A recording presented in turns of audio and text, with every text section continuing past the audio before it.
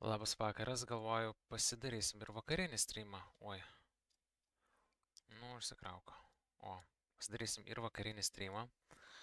Tai toliau turim ar ne gražų kritimą, nori šitą visą liquidity curve susirinkti panašu.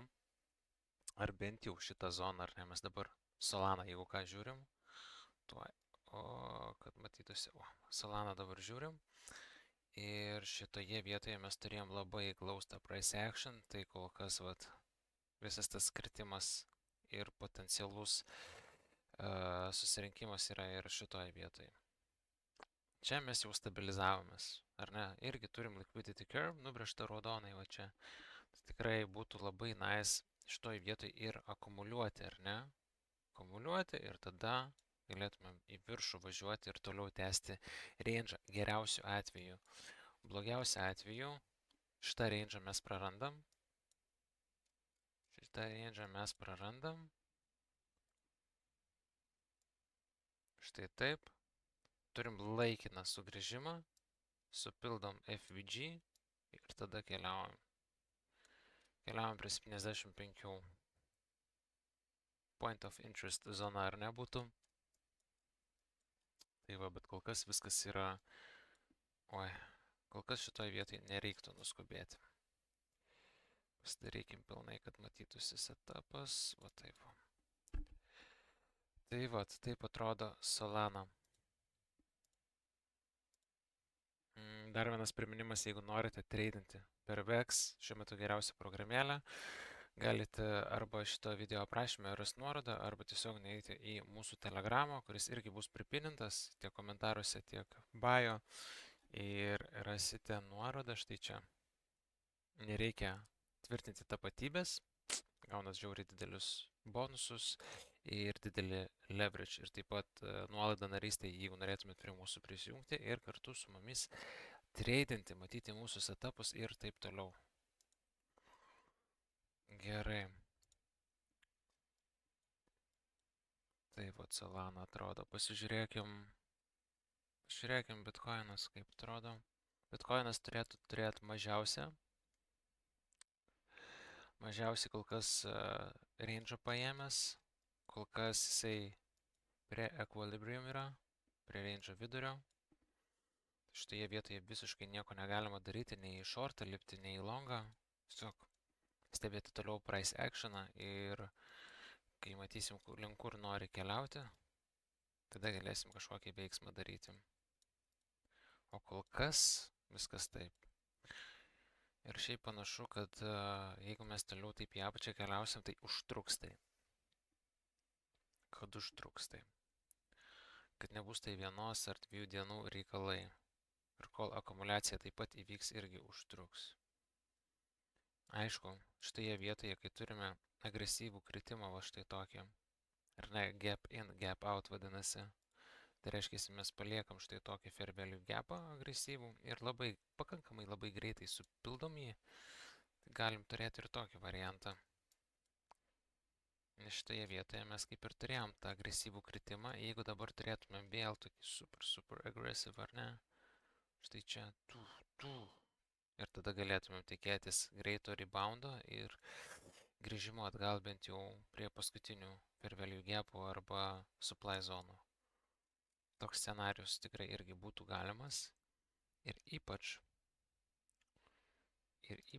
nuo didesnės demand zonos.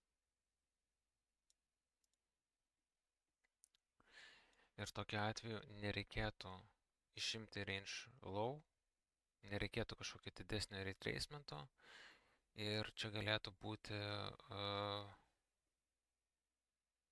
pagal mane tuoj pasižiūrėsim. Čia galėtų būti irgi, ar ne, nuo paskutinės supply zonos irgi mažesnis bounce'as ir tada toliau į apačią retracementas.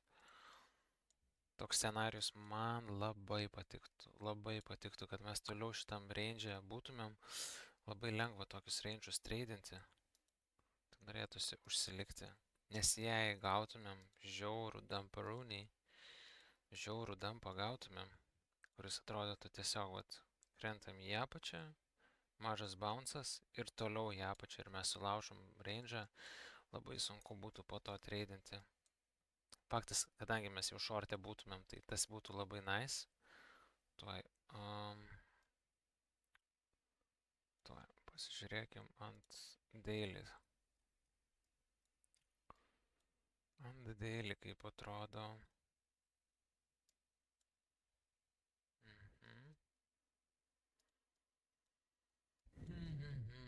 Daily.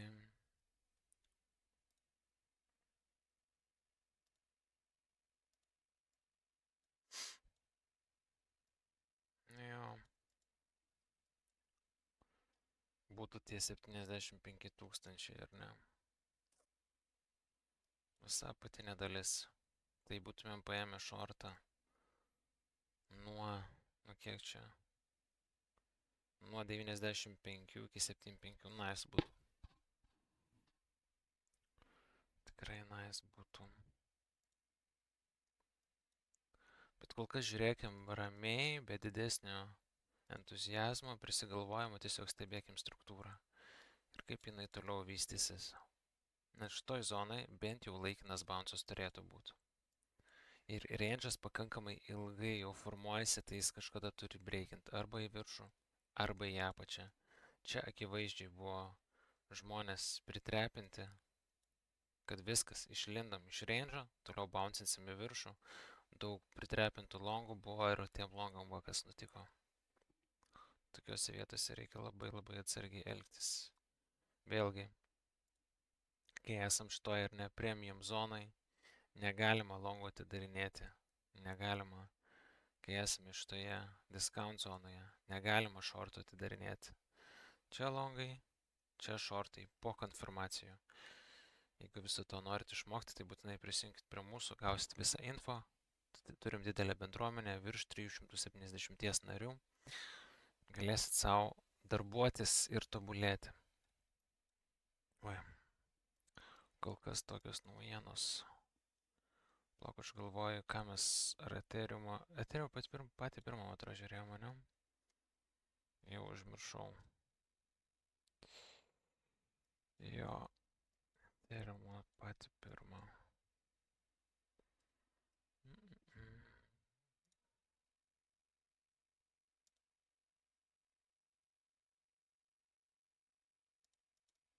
Galima ir nuo čia. Range'as realiai prasidėjo, bet imsiu smulkesnį range'ą.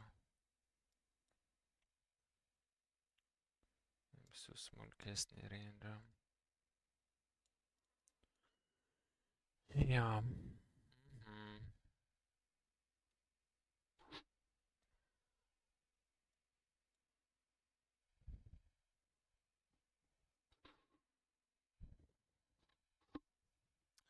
Kaip ir minėjau, nežinau, paskutiniais video, kad pradėsim daryti live sesijas, tai pradėsim, nežinau, Londoną, New Yorką, galėsit po to įrašus savo ramiai pasižiūrėti, kas laivuose nedalyvausit, bet kad laivus daryčiau, prašau laikinti šitos video, rašyti komentarus, kai surinksim bent jau 100 laikų per techninės analizės video, tada aš pradėsiu daryti, kada bus kažkoks tai biški didesnis judesys.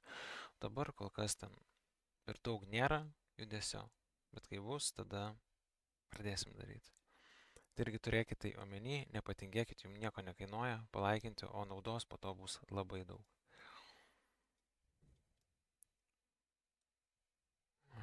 Ethereumas taip atrodo. Solana.